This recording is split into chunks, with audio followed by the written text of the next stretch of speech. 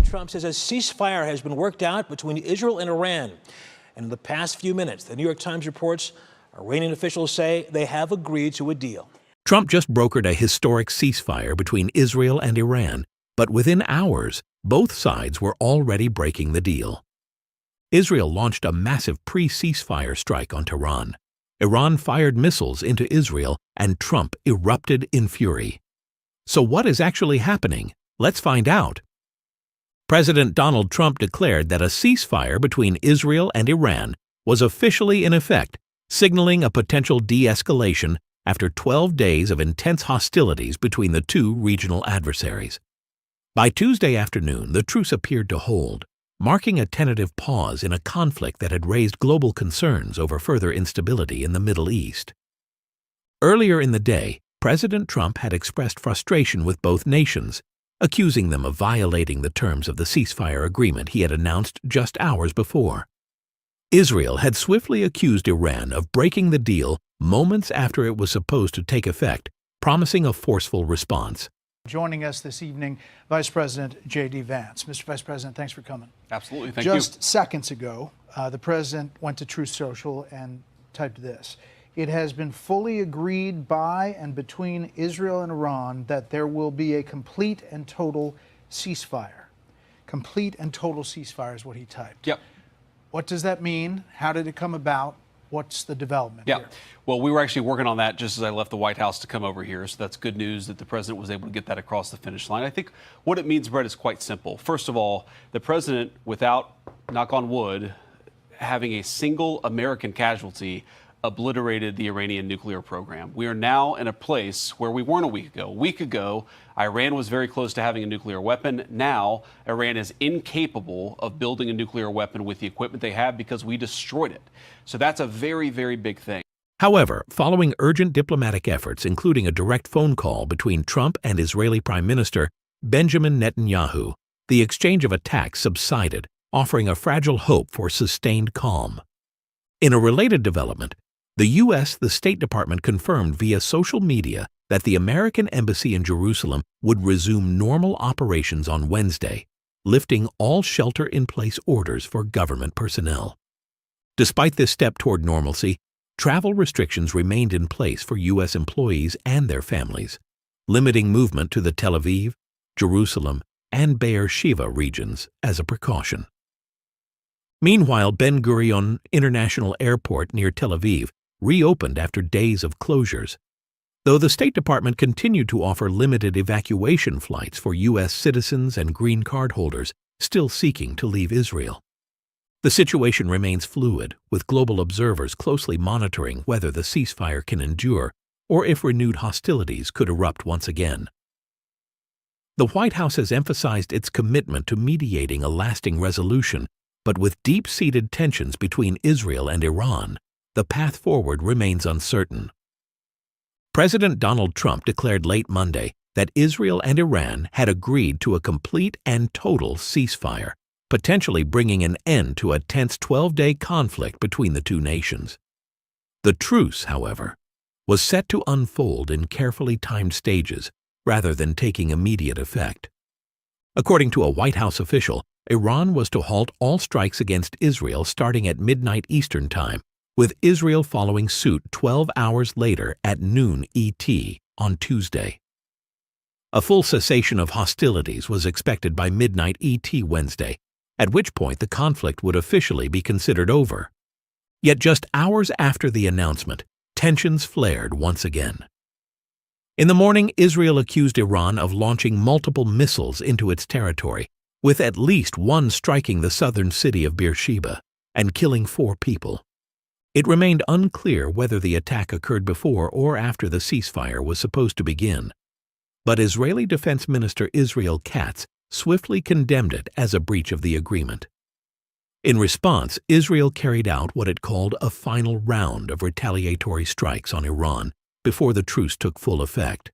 The caveats are the President of the United States has just posted news of what he's calling a ceasefire. We don't have fact-checking yet or statements yet from other parties.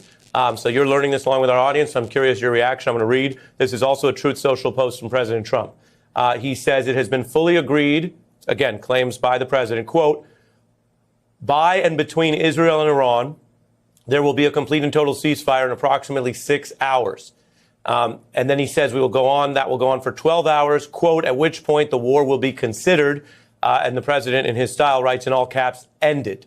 Again, reading further from the new statement moments ago, quote, officially Iran will start the ceasefire, and upon the 12th hour, Israel will start the ceasefire, and upon the 24th hour, an official end to what he is calling this 12-day war, which will, the president says, be saluted by the world. And he goes on to include other details. Katz issued a strongly worded statement, saying, in light of Iran's complete violation of the ceasefire declared by the U.S. president and the launch of missiles towards Israel, and in accordance with the Israeli government's policy to respond forcefully to any violation, I have instructed the IDF, in coordination with the Prime Minister, to continue intense strikes on Tehran to target regime assets and terrorist infrastructures. President Trump, visibly frustrated by the escalation, took to his Truth Social platform with a blunt warning to Israel. Israel, do not drop those bombs. If you do, it is a major violation. Bring your pilots home, now. As he prepared to depart for a NATO summit later that day, reporters pressed him on which side had broken the ceasefire first. I think they both violated it, Trump said. I'm not sure they did it intentionally. They couldn't rein people back. His criticism, however, appeared more pointed toward Israel. I don't like the fact that Israel went out this morning at all, he said, referencing a series of pre-ceasefire strikes. As soon as we made the deal, they came out and dropped a load of bombs, the likes of which I've never seen before. The biggest load that we've seen. I'm not happy with Israel. He added that he would see if I can stop it, before venting further. I'm not happy with them. I'm not happy with Iran either. We basically have two countries that have been fighting for so long and so hard that they don't know what the fuck they're doing. You understand that? Shortly after his remarks, Trump held a phone call with Israeli Prime Minister Benjamin Netanyahu. A White House source described the conversation as exceptionally firm and direct, with Trump making clear the urgency of preserving the ceasefire. Netanyahu, according to the source, understood the severity of the situation and the concerns President Trump expressed.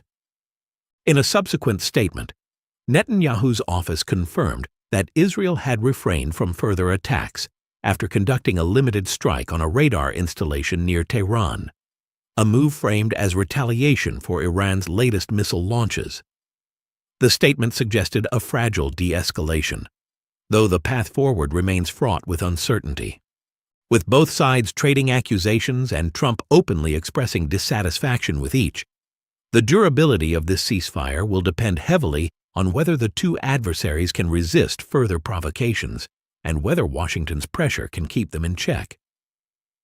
The office of Israeli Prime Minister Benjamin Netanyahu provided a detailed account of Tuesday's events, asserting that while the U.S. brokered ceasefire was scheduled to take effect at 7 a.m. local time at midnight Eastern Time, Israel had conducted a major strike hours earlier, targeting central Tehran at 3 a.m.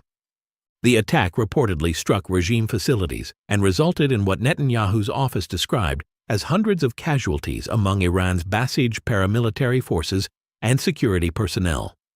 However, just before the ceasefire deadline, Iran launched a missile barrage toward Israel, with one projectile killing 4 civilians in Beersheba. Netanyahu's statement further claimed that Iran violated the truce again after it technically began, firing additional missiles at 7:06 a.m. and 10:25 a.m., though these were intercepted or landed harmlessly.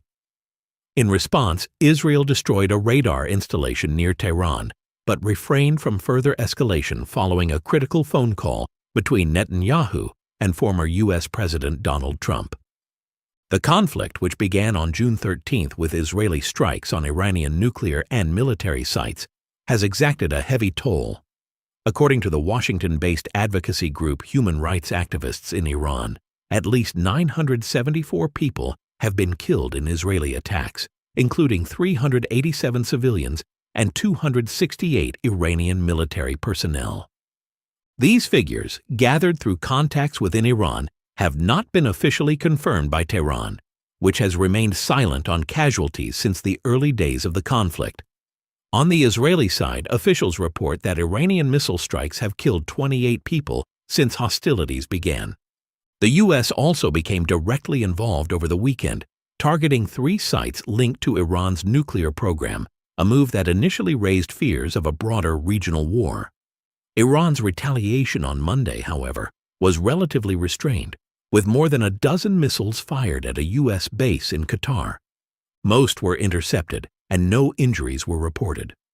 While Iranian state media framed the strike as devastating and powerful, Trump dismissed it as very weak, even thanking Tehran for providing advance warning that allowed for the evacuation of personnel.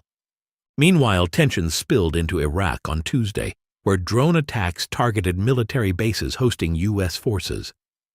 Iraqi Army spokesperson Sabah al-Nahman condemned the strikes as a treacherous and cowardly act of aggression, confirming damage to radar systems at Camp Taji and the Imam Ali base.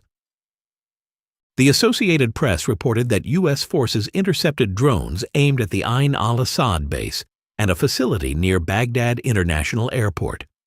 No casualties were reported, and no group claimed responsibility, though the incidents underscored the volatile spillover risks of the Israel-Iran conflict. As the ceasefire enters its precarious next phase, questions remain about whether either side will fully adhere to its terms. With Netanyahu's government insisting on its right to retaliate for any violations and Trump publicly pressuring both nations to stand down, the situation remains fraught with uncertainty.